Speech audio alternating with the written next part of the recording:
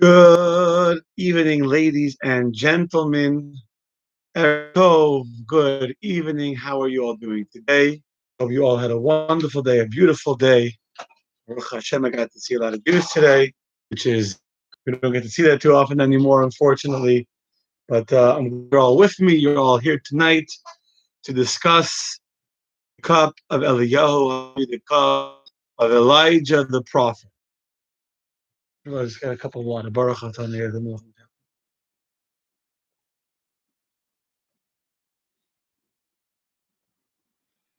So, we are going through the Seder experience.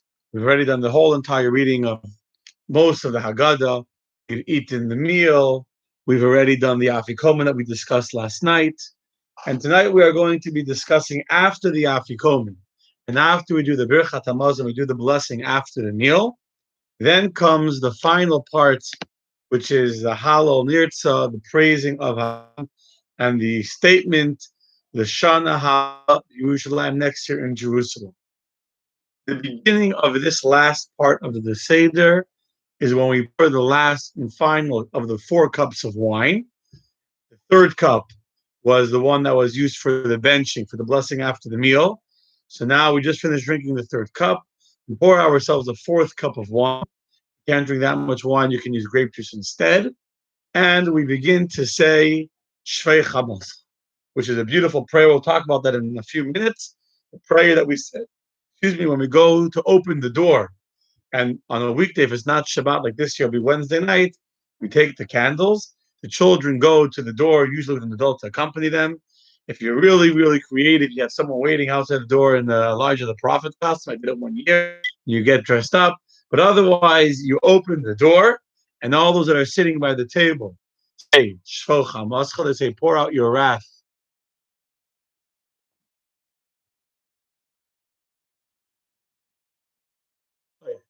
I apologize. I just realized that we were not live on Facebook. We didn't hit the live button. So we're going to start again. For those that are watching on YouTube, I apologize. I'm going to do one very quick 1-minute review. We're talking about the last part of the Haggadah, which is the Shreich, which is the praising of Hashem, culminating with the Shana Haba Yerushalayim next in Jerusalem. And we begin that last part by the opening of the door. It is. We culminate that last part. Hello, Frederick. Good to see you watching. Good to see you.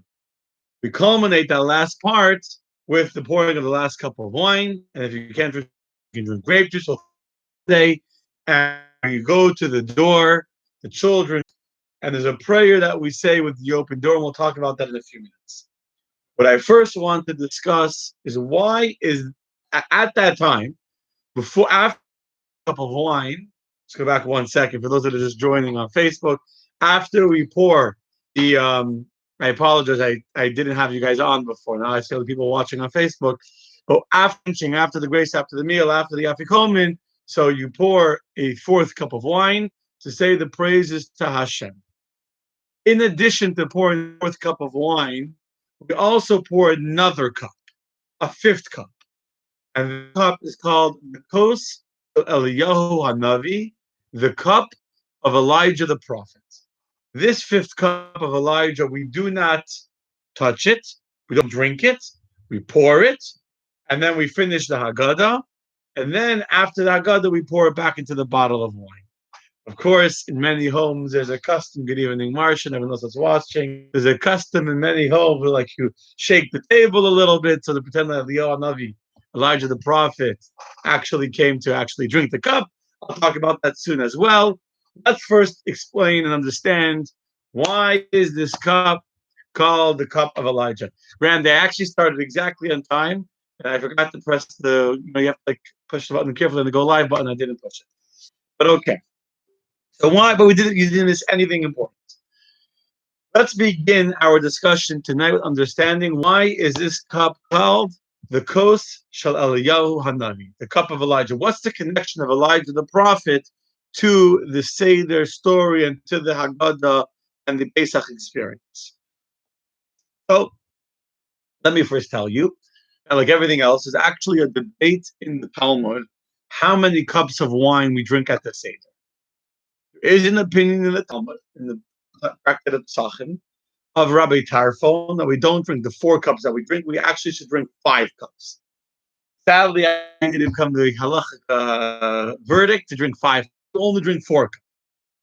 However, in order to fulfill this opinion of Rabbi Tarfon, there's a custom to have a 5th cup of wine at the table. We don't drink it. Following the debate whether or not we actually drink the 5th cup. So therefore, to play it safe, we pour the cup, we have it on the table, but we don't drink it. What is the reason why there's an opinion that there should be a 5th cup of wine? So why do we have 4 cups of wine? The reason why we have 4 cups of wine. Hello, Jay. It's good to see you. Why do we have 4 cups of wine? So the reason is that in Shemos, when God tells the Jewish people that it is out of Egypt, in that section there's 4 expressions of redemption. 4 expressions. It says, God says, I will come and I will take you out of the suffering of Egypt.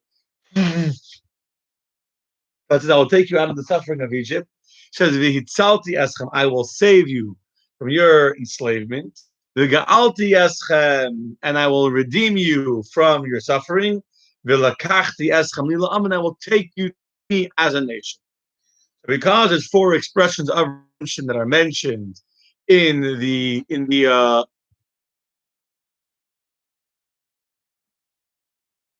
Yonatan, that comment I didn't finish reading. Stay tuned to later on in class, and we'll talk about exactly what you just mentioned. So when we so the 4 expressions of redemption are why we have the 4 cups of wine. However, there's a 5th expression that's also mentioned, and the 5th expression is vehevesi. Vehevesi means I will bring you. Where God says vehevesi eschem, I will bring you to the promised land. I will bring you to the land of Israel. So this 5th cup that we have at the Seder night, the 5th cup, which is not one, but it's the cup of Elijah the prophet, is the cup that is connected to the expression of the Hevesi, that I will bring you to the land of Egypt. And therefore, it's connected to Eliyahu Hanavi, who is the one that will herald and tell us of the coming of Mashiach, Elijah the prophet. So therefore, this 5th cup that we don't drink is directly connected to the language that God uses to describe us being brought to Israel. And therefore, this is the ultimate redemption, ultimate salvation that we're waiting to happen. That are watching me tonight, you'll know that very often in the Talmud, there will be a question that is posed, or a debate, will be in the Talmud of disagreement, or a question on a specific, if it would apply in a certain case or not. The answer will be one word. The word is teku. Teku is spelled Kaf, Yud, Kaf, Kuf, Vav. And it's not really a word, actually an acronym for Tishbi Yitaretz Kol HaKushes, which means that Tishbi, a reference to Elijah the prophet, he will answer all the questions. Meaning, in simple English, for those who are not Talmudic scholars, sometimes in the Talmud you have a question that we don't know the answer, we're not sure how to rule. So the answer or the verdict in the Talmud is Teku. We'll leave it for Elijah the prophet to come, and when he will come, and Mashiach will come, the same way as the other questions that we have on life, on Judaism, on God, etc., he will also answer this question that we have as well. So therefore, says the Vilna Gaon, a very interesting explanation. Since this debate in the Talmud of the 4 cups or 5 cups is left unanswered, we leave it till Teku, till Eliyahu Hanavi, till Elijah the prophet will come, and he will be the one to tell us what to do. Therefore, this 5th cup of wine comes to Elijah the prophet. It's called Elijah's cup because he will drink it as well. That's why it's called the cup of Eliyahu Hanavi. Simple reason, because it's connected to the 5th language of expression, which is Vehevesi, that I will bring you to the land of Israel, a reference to the future ultimate redemption, which is connected to Elijah, and even more so that Elijah will answer the question, so he'll explain to us the 5th cup when he comes. There's another reason why it's called Eliyahu Navi's cup, which is that there's a famous thing. I'm sure many of you are familiar with this. That other time when we experience the presence of Elijah the prophet. For all those that are enjoying the classes thing, where is the other presence of Elijah the prophet? You tell me. Comment and post on Facebook. In Jewish rituals and Jewish life, do we find Eliyahu? Is it us? Somebody? Anybody? In Judaism, we experience Elijah the prophet. Very good. Marsh at a bris, at a circumcision. You go to any bris, go to a circumcision with a young 8-day-old baby. The kisei shel Eliyahu Navi, the seat of Elijah the prophet. Some have the custom that the sandik sit side chair of Elijah the prophet, which is a Chabad custom that it's one chair. First, you put the baby on the chair without the sandik. Elijah should be holding the baby, and then the sandik sits with Elijah together. And many others have the custom to different chairs to visit every bris. The reason he was a very kanoi. He was a very strong-willed, strong person, and he got very angry. Many at the time of Elijah were idol worshippers. They were involved with the idols of Baal. The stories of Elijah, of Eliyahu, where he went publicly to prove that the idols of Baal were fake and scams. But these idol worship was very popular in the land of Israel in the time of Eliyahu Navi. And Eliyahu Navi at one point gets very, very upset at the Jewish people that are not staying loyal to God. And Elijah, in the state of Hashem, that your nation as Brisacha, your nation has abandoned their covenant. I am the only one that remain loyal. And actually, Elijah had to run away and hide in a cave because the king wanted to kill him. He was not very popular at his popular. But back then, he wasn't very popular. And he had to run away and hide. And God said to Eliyahu that you're saying Lashon Hara, you're saying not truth. My children, that they abandoned my covenant. You will go and travel to every single bris. And there, by going to every single bris, you will be a first-hand witness to see how the Jewish people are still keeping the covenant they have with me. By the way, side note, a corny little joke. It will only work this year. But they say that Elijah the prophet shouldn't come in. He's been to too many other homes, and he is not socially distancing. So we're going to leave the cup outside the door for him, so he shouldn't come inside. That's we're not worried about that. He has no germs. So the point is, since God, he said, Azu es brisacha, it goes to every bris. Who is allowed to eat from the Pesach offering, from the Korban Pesach? Only a person that is circumcised can eat. And therefore, Eliyahu Navi, who was at every single person's bris, he knows who is circumcised and not checking. Therefore, he comes to make sure to testify that the people at the bris, they are now eating the Korban Pesach, and they are keeping the covenant alive and strong. Okay. That's the cup of Elijah. We take this cup of Elijah, and then we go and we open the door. As I said, it's a custom that the children go to open the door. Maybe it's because they're already sitting at the table for the washing. If it's not a Shabbat, we take, and the candles are still burning. Sometimes it's very late at night. If the candle is still burning, you take the candle to open the door to greet Elijah. Why do we open the door? Not because Eliyahu Navi can't get in, and not because Elijah the prophet needs the front door and doesn't come through the chimney. We'll talk about that soon. But it says, the Alter Rebbe writes, the reason why we open the door is to remember that tonight is a Leil Shimurim, which in English, that the night of Pesach is a night of protection. On the night of Passover is a night when God is openly revealed, and many, many, many miracles happen to the Jewish people. Not only the miracle of God taking us out of Egypt, but many of the great miracles that happen to the Jewish people happen on this. In fact, you know what? I'll show you why not. Just a story. Stories are always good, right? Everyone likes a story. One of the many, many, many miracles that happened on the night of Pesach, where we know that this night is called the night of protection, night of guarding, is a very famous story, although I'm sure many of you have not heard it, of the birth of the of Prague. You've never heard of Maharal of Prague. Good evening, everyone. His name was Rabbi Yitzchak Yehuda, Yehuda L-E, Yehuda Lo, one of the great guys, and he was the son of the chief rabbi of Prague before him. Now, I'm sure of the blood libel, were basically non-Jews that hated the Jewish people and wanted to frame us, have us be killed and be to instigate the mob, masses to riot and to do pogroms against the Jews, had a myth that went around for many, many centuries that in the matzah that we eat, we mix in the blood of a Christian child.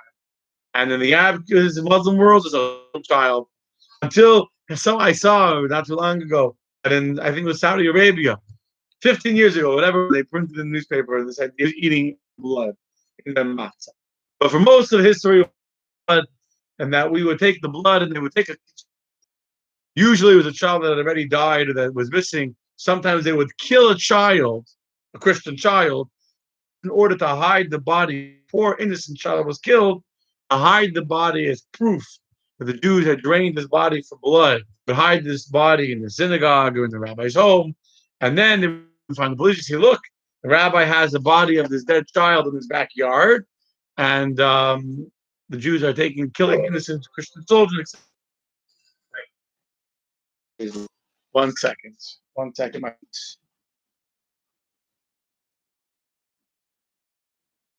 And so what happened is the family of the Maharal of Prague, the parents and the family and all the guests of the Maharal of Prague's father, whose name I don't remember. His name was Yehuda Lo. But his father, they sat down to the Seder table in the middle of the Seder. And all of a sudden, in the middle of the Seder, his mother goes into her early labor. She was not due yet. She goes into labor. And it was a very, very intense, sudden labor. And she begins to scream. And it says, get the midwife. She's in labor. People run out of the Seder. Imagine the commotion in the middle of the Seder. The woman goes into labor right there. Water breaks right by the table. The commotion. People start running the house to go get a midwife to help Evanson, who's in labor. And unbeknownst to them, the very moment that they ran out of the house, there was two of the main instigators of these troublemakers of the Christian leaders of the community that were trying at the very moment to hide a body of a Christian child on the property in the backyard or cellar of the rabbi's home. So they were waiting for this to start. Everyone would be sitting on the Seder table. Then they were going to come in and put the body in the cellar by the back stairs and open the back door and leave the body inside. And then in the morning, they would go to the authorities. They would go to search the rabbi's home. Of course, they would find the evidence that they had planted the night before. And of the Pesach Seder, instead of Pesach ending as a happy holiday, there'll be a big pogrom and a big riot, and they'd rather be arrested and be found guilty murdering a child. But because she went into that very second that they were coming with a sack with a dead body, a dead child inside, they thought they had a guilty conscience. They thought that they had been discovered, and right away running out of the house, the backyard of Prague's house, and they're running down the street, still holding on to this bag, the sack with a dead child inside. And as they're running, of course, you can imagine that the commotion. They think they hear people running also. They're running. They think that they're chasing them. The Jews are running to go get the midwife. They're all running. The police that are doing surveillance, they see a whole commotion. They see two guys running with a big sack and a bunch of Jews running behind them. What do they think? A robbery just took place. They right away stop the guys, say, "What's inside the sack?" They obviously don't want to show them. They open up the bag. They find a dead Christian child. And not only was the life of the rabbi and the community leader saved, and everyone in the community from what was happening, but the people that had murdered this child were found. They were found guilty with the body. The Maharal, on the night during the Seder, already there was a miracle that saved the Jewish community of Prague from a blood libel. On the Pesach, the night he was born, already he was able to save the Jewish people. This Maharal of Prague, Rabbi Yehuda Lo, will be the one to make the golem, which is another story for another time. The golem, is a real story. It's not a myth. The Frierdiker Rebbe was in Cairo, the synagogue. He found documentation of it, but that's another story. Anyway, so the point is the night of Tzach, which is how I got into this, the night of the Seder is a night of protection. It's a night God is watching over our homes. We have a custom that we don't lock doors. First night of Pesach, we don't say the night prayer either because God is protecting us. Because it's a Leil Shimurin, it's a night where historically, from the very beginning of our history, God has always been watching over us and protecting us and taking care of us. There, we open the door. Doors is our trust in Hashem to show that that we're not afraid. That's why we don't lock the doors at night. We're open to show that we trust in Hashem. Okay. Based on that, also I read that we're waiting for Eliyahu Navi to come, and he must tell us Mashiach is coming. So the same idea of opening the doors, because we're confident that God is protecting us, and that God won't let anything bad happen to us, and that we're safe, and that God is our protection. The same is true the other way. If we open the doors, we don't want to be locked inside. Because if Eliyahu Navi is to come this night and to blow the shofar and to tell us Mashiach is here, the time of your redemption has arrived, we don't want to be stuck inside the home. We want to be able to right away run out and greet Elijah the prophet. So it goes ways. We open the door to show our trust and to show our welcome to Elijah the prophet, and at the same time that we should be able to get out and be able to run to greet Mashiach. Okay. That's why it's called the Eliyahu Navi. Why we open the door to greet. We're going to open the door to greet the coming of Mashiach. And with that, to have strong, every year in our history, miracles have happened from the very first Pesach. By the way, the first Pesach was the Yitzchak. You want the miracle that happened on Pesach? It starts. Isaac was miraculously born to a woman of 90 years old. That was on the night of Pesach. And many of the miracles that have happened to the Jewish people are all miracles that happen on the night of protection, on the night when our doors are open, because it's the night when God Himself is the guard protecting us and watching over us, hence the open door. One more point, one from the Talmud Ma'aril. He says, and I like this, that since we're expressing our confidence and our hope that Mashiach is coming, and if He comes, He will also need a drink. Oh, Navi is coming. Well, he's not going to want a l'chaim. He's not going to want to have something to drink. So therefore, we open up the door to bring him in. We have a cup poured for him. So Elijah is coming to tell us at the end of our exiles. One point I'm going to get back to later. Now, what happens when we open the door? When we open the door, we read the Haggadah, but we read a very interesting paragraph. What's the paragraph? It's one paragraph. It's not a long paragraph. And some people might be uncomfortable with the paragraph I'm about to read. Let me read it, and let's understand actually how not an uncomfortable paragraph is actually a very beautiful paragraph. What's the one paragraph we say with the open door? If anyone knows what it means, anyone that's watching, you know what we say when we open the door? We open, we say, pour out your wrath upon the nations.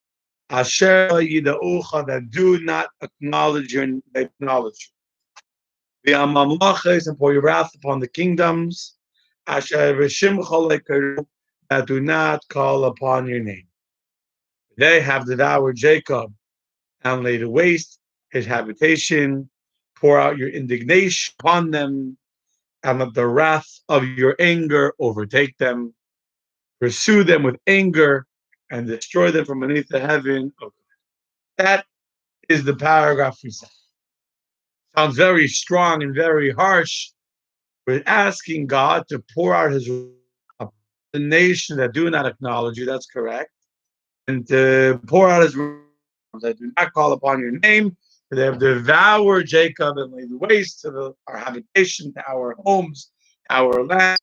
Pour out indignation upon them. So it's only one short paragraph. It's actually 3 verses. three different verses. First is a verse from Psalms chapter 79. The second line is of Psalms chapter 69. And the third is a verse from the book of Lamentations, chapter. When did this become part of the Haggadah? It became part of the Haggadah during the Ages as a response to the Crusaders.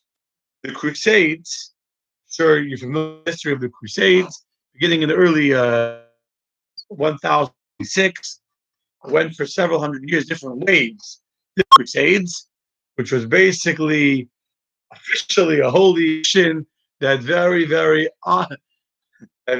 often didn't even make it anywhere holy or noble. Instead, it just ended up being a group of mass, you know, bloodthirsty, violent people who would go out as a response to destroy and to fight. And many cities were, say, Jews were rounded up into the synagogues and alive. Many happened during this time, and especially Passover time. First of all, you had the blood libels.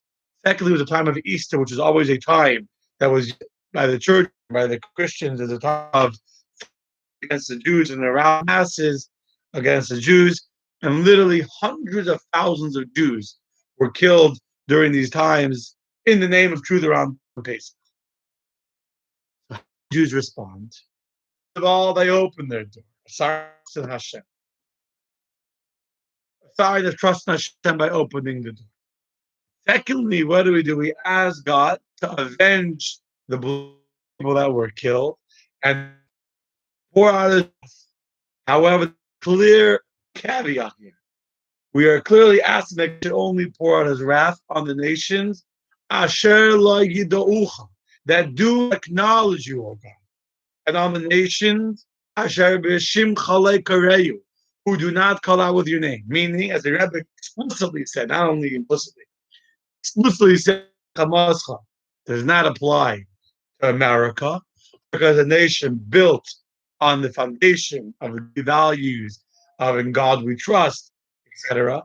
So this is not a nation that does not call in the name of God, and does not acknowledge the presence of God, and therefore this is not a.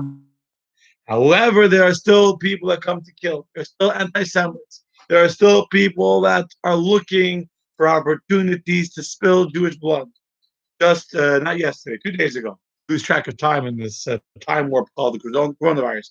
2 days ago, I believe it was Rabbi Yosef Newman, remember his full Hebrew name, who was stabbed to death. He passed away 2 days ago. He was stabbed Hanukkah, Saturday night, in his Rebbe's home, in his teacher's home, in his rabbi's home. He was Hanukkah menorah light, and all of a sudden, the crazy man came in with a knife, a machete, started stabbing people, and the innocent Jew, who was doing nothing else other than joining his teacher to light the menorah Saturday night after Shabbat was over, and he was stabbed and he died from he ended up in a coma. He passed away a few days ago, or yesterday, I remember he passed away. This classification for his neshama and for all those needed for Shlema, including David Shoshana and everyone else needs, etc. And yet, even though we live in the land of the free, in Umosh Chesed, I saw a picture a week ago, of a neo-Nazis trying to infect Jews with the coronavirus in a store somewhere. I don't know which store, Walmart, whatever it is, licking the handles of the shopping cart.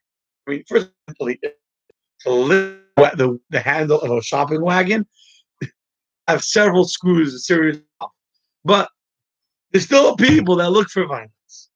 So, as a Jew, how to run to the person that is coming to kill us? Rivka Bas Fredo shall have a healing, and I can't remember his name, Yechaskel.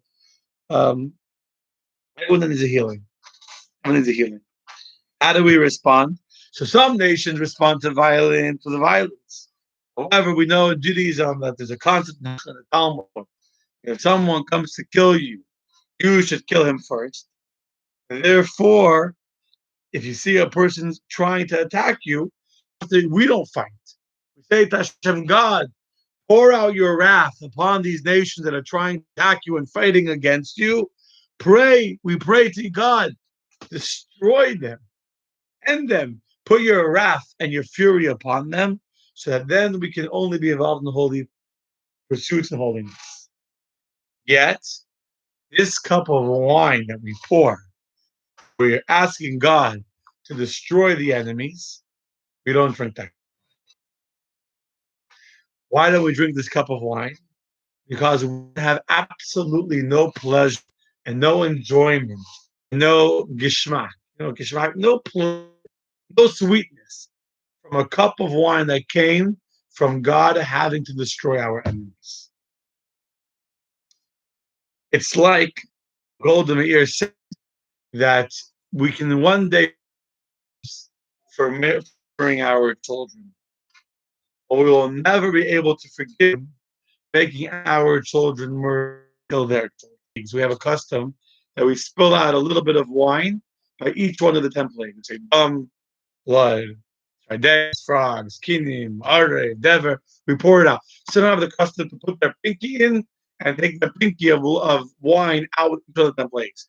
We don't put our pinky into the wine because your hands might be ritually impure, even though we washed them early, but to say it was a long time ago. And if you put your finger in the wine, it'll make the wine ritually impure. Our custom is we actually pour out the wine and we pour it into a broken dish. Why do we pour out the wine? It's good wine. Why do we put it out into a broken dish, specifically a broken dish? There's a beautiful explanation from the Abarbanel. Same idea.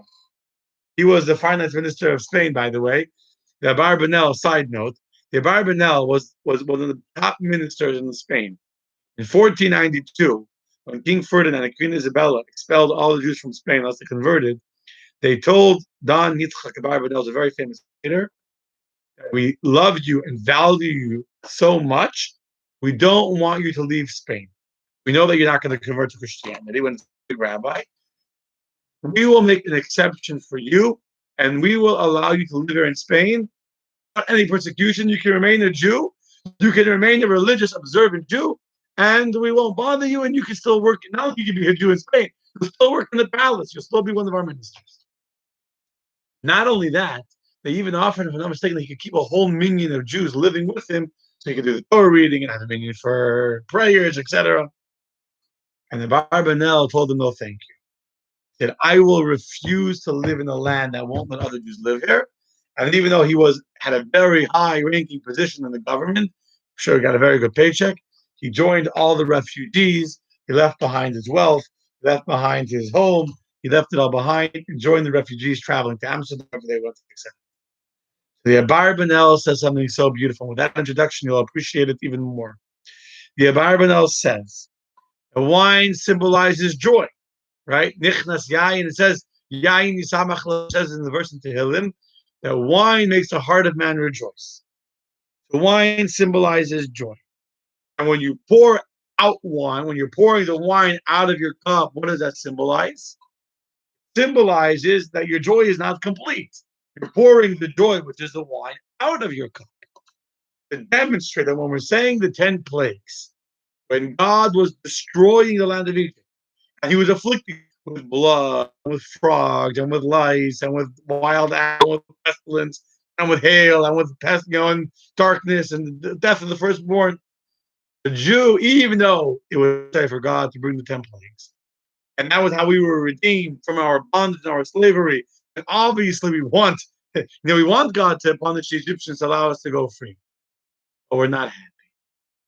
A Jew prays to God to pour out your wrath upon those anti-Semites that want to kill us. And yet, even though we're asking God, kill the anti-Semites, pour your wrath out against them, the cup of wine is not touched. When you say the 10 plagues, God brought blood and frogs, Egyptians, the 10 plagues, God brought blood and frogs, Egyptians, we spill the wine out of our cup. Because we cannot rejoice. We cannot feel happy seeing the pain and suffering of somebody else, even though it's an anti-Semite who's our enemy that wants to kill us. God should avenge him. We're not saying, peace and love. We're not saying peace and love, God, We're saying that they should be assassinated, they should be killed. Yet, at the same time, we can't be truly happy when that happens. So that is regarding the text of Sheikh Hamas. Asking God to allow us to be free once again. Because till now, in our God, we're talking about all the nations that have tried to kill us. Not only Avadim Hayinu, the power of Mitzrayim, not just that we were slaves in Egypt, not just then, not just Terach and Lavan, which we mentioned, but as we say, the Isha Amdalav, right? There's a song where we lift up our cup of wine and we say, in every generation, they stood up against us to destroy us. Rabbi Goldstein, Yitzchak Goldstein in Chabad Poway. Last year, it was almost 1 year ago. We're standing by Yisro when the shooter came into the shul and started killing people in the shul. And what was it? What did he say after this person started shooting up? Beautiful Chabad, beautiful shul in Poway on Yisro of Pesach, exactly almost 1 year ago. He got his hand was bleeding. 2 of his fingers had been blown off of his hand, and it was not protected. So earlier in the we were talking about how they tried to kill us, and how etc. Now the end of the Seder is already a different energy. And here we're saying, God, once and for all, destroy the haters, destroy the enemies of Israel, destroy the anti-Semites, so we can live in our homeland in peace and prosperity. But even then, the cover is not full. Now, let's get. I'll just say one more thing. In general order of the Seder, the whole first half of it is about the past Exodus, the first Exodus, which is about that we were slaves, and we start off with the Helach Ma'anya, the bread of affliction that we talked about already at length, the broken matzah, the matzah of slavery, etc. We dip the water, the vegetable in salt water, which is tears, and we eat the maror. It's all the past, how God is in the past. Starting with the sandwich with kairach, when we eat the matzah and maror together, as a remembrance, they used to eat the Pesach offering, Zeichel and Mikdash, a remembrance of the temple. Already a start of the idea of remembering the temple in the past, which will also lead to the coming of Mashiach, and the third temple will be rebuilt. It's only remembrance. Then when we eat the afikomen, as I mentioned last night, which is tzafun. Tzafun means that it's hidden. As I explained, that the matzah itself has 2 different dimensions. There's the poor man's bread, and then there's the bread of redemption. The bread that we ate when we were leaving Egypt, we were running out of Egypt so fast that the dough didn't have a chance to rise. There was such an immediate redemption in the blink of an eye. 11:59, we were slaves. Midnight, we're done. Freedom. With such a fast redemption, such a blink of an eye, the dough didn't have a chance to rise.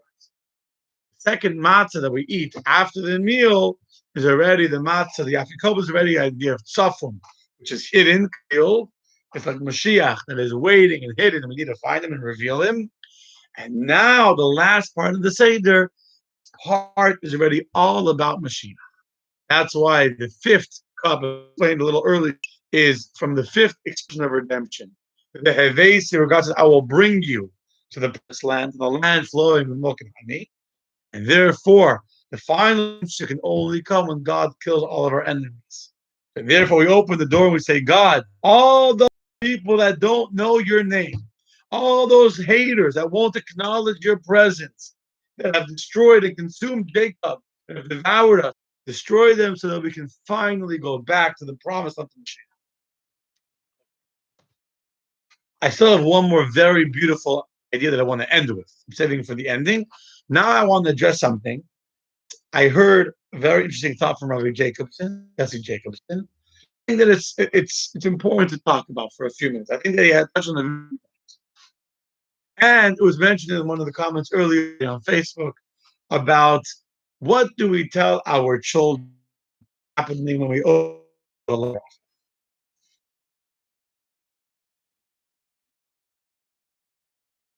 Other than the tooth angel, tooth fairy. In my home, we don't have a tooth fairy. We have a tooth malach, a tooth angel. And my kids all know that it's me. It's a big joke that they call tooth malach. I actually have right here in my pocket. I actually have, this wasn't planned. I actually have right here a tooth my daughter gave me. So she knows that I'm the tooth malach. I'll go put $1 under her bed. it's a family's joke, and everyone knows. And I one time I forgot, and I put it. I said, but it's all a joke. There are many homes that for also where they shake the table, Elijah's coming. But even when we do that, it's part of it. It's like the kids don't actually think that you actually think that Elijah's actually coming and drinking the cup. There's a true story. I heard from him that he verified firsthand that. Rabbi Jacobson said, verified firsthand. He was a religious kid who grew up in a very frum religious home. As a kid, his father would say that after everyone goes to sleep, Elijah the prophet comes to every single home to visit that home. And yes, and Elijah the prophet comes and he drinks the entire cup of wine and he washes the cup himself and puts it away. Young kids were convinced that they're pouring the cup of wine. And later, when they're not looking, when they're asleep, Eliyahu Navi is going to come and drink the wine. And so he, one year, this young kid, he stayed up. He really, really wanted to see Eliyahu Navi. He pretended to go to sleep. He actually stayed up and he watched after everyone went to sleep. His father went to bed.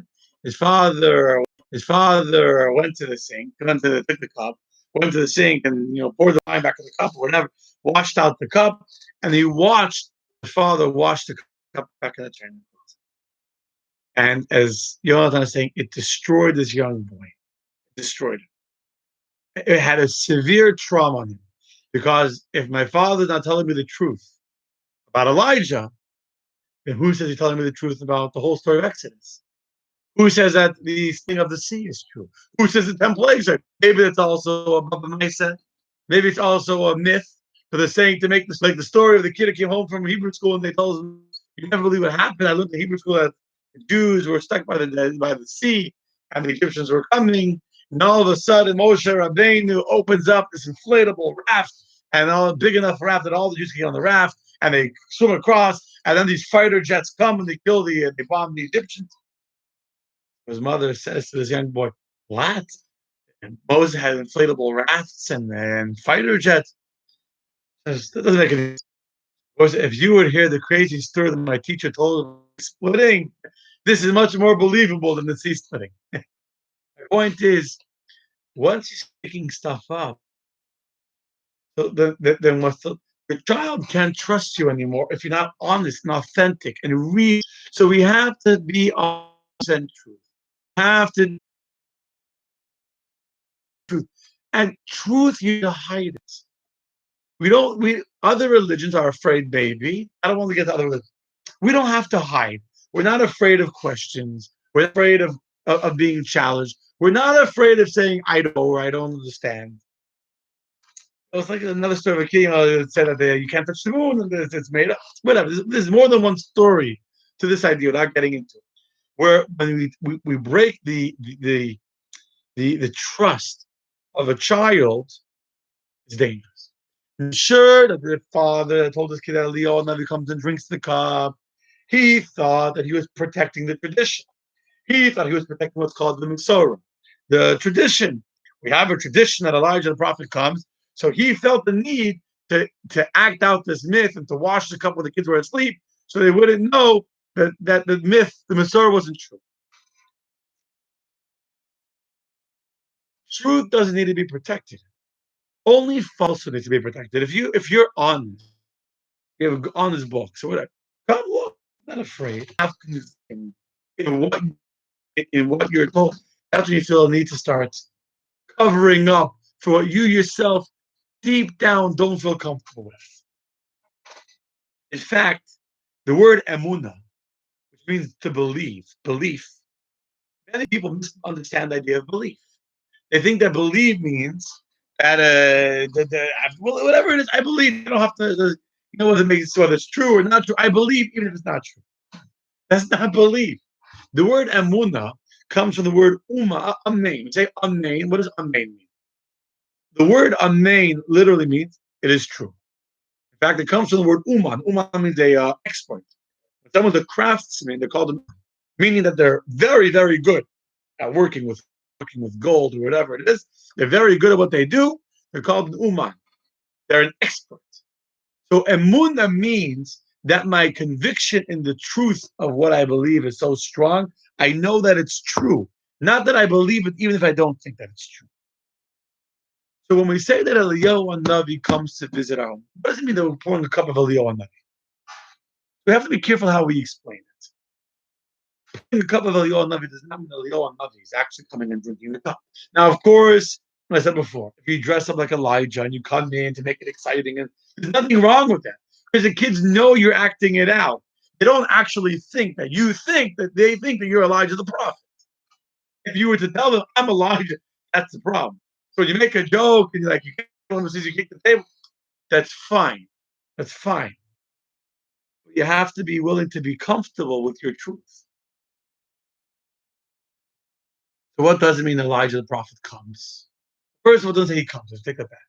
Elijah the prophet, we're pouring the cup for Eliyahu, which means that we're confident in the coming of Mashiach. As I said before, when Mashiach will come, will answer the questions. When Mashiach comes, he'll also explain to us this cup, the fifth cup, which is a debate in the Talmud of the other rabbis and Rabbi Tarek.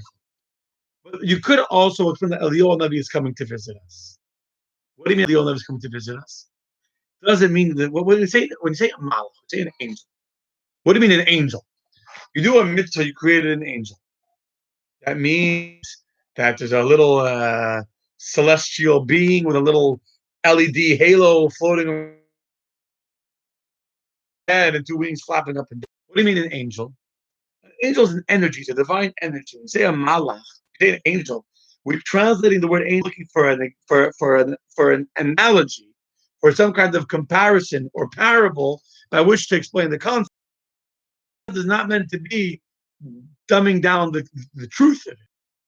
You say that there's a malach created by your. What you mean is that you create spiritual energy, you create a divine energy interceding on your behalf, and etc. When you say that Eliyahu Navi is coming to our Seder table, what we mean, or you couldn't mean, is that we're hoping for the coming of Elijah the prophet to come tell us right now, the door is open. This is the night of our redemption. Pesach is the night that we were redeemed. Pesach we will be redeemed, and we're waiting to see Elijah the prophet come and blow over the Mashiach is here. We're so confident in our belief that we're opening the door for him. Doesn't mean that if you don't see him come, that your belief is shattered. It means that you're expecting him. Same thing when you say that there's angels come Friday night to the home and we sing Shalom Aleichem Malachei Hashareis. Right? We say, welcome the angels. Does that mean that two angels actually flew through the door? And what happened if you didn't walk home? What happened if you davened at home and you didn't come home from shul and you have angels? What is it? I'll tell you, last Friday night, we davened at home. I didn't come to shul because our shul sadly, painfully is closed. So I davened at home. And after we davened, I walked outside with my boys and the angels came home. But again, it was part of the joke. And if we would open the door, there wouldn't be angels. When we say that angels come, when we sing Shalom Aleichem, there's a holy energy coming in that we're acknowledging the presence of a unique, special Shabbos energy that wouldn't exist otherwise. So the analogy, the word that we're using to describe the special Shabbos energy is angels. I would say welcome angels, meaning welcome the special holiness, this special, unique, divine energy that God created, especially for me and my home, special for the Shabbos. It's much more beautiful. To say that it's a physical angel, they come, and how long do they stay for? Till the soup, till the dessert? At what point do they leave? The point is that there's a special holiness in the angel. And so too, when we say that Eliyahu Navi is coming, we mean that the holiness of the prophet, this special energy, come in. This is an actual person. We should be connected to the holiness of Allah.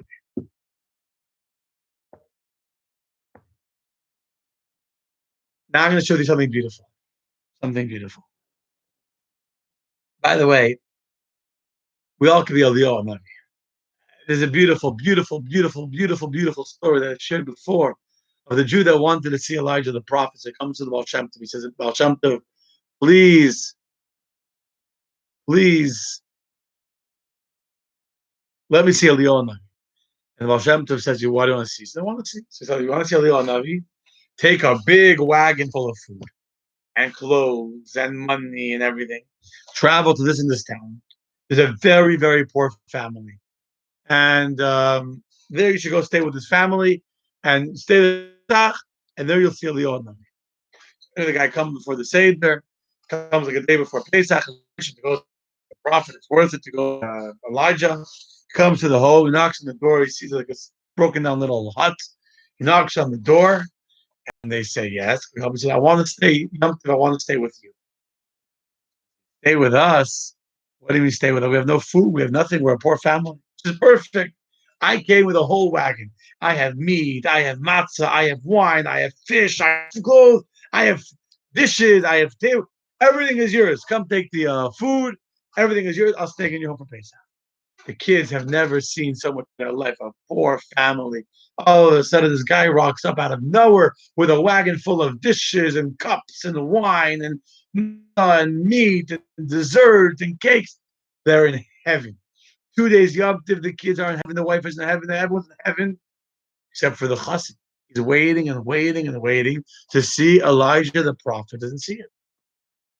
Finally, the end of Yom feels duped. He feels let down.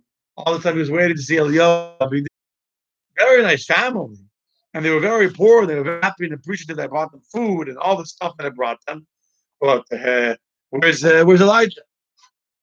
Didn't see him. Tell you, go buy more stuff for the family. Now you know how old the kids are. Go buy them toys. Go buy them clothes. Go buy them shoes. Go buy more food. And go back again for the last days of Yom Tif.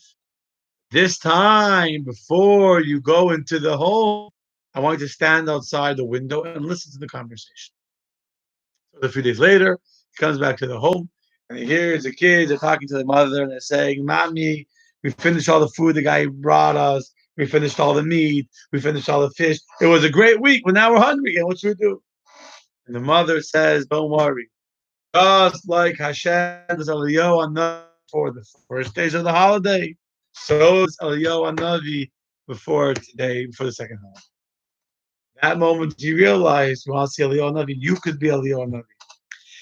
To limit Eliyahu Hanavi, physical body, to limit the Shabbat, physical creature, is a very childish.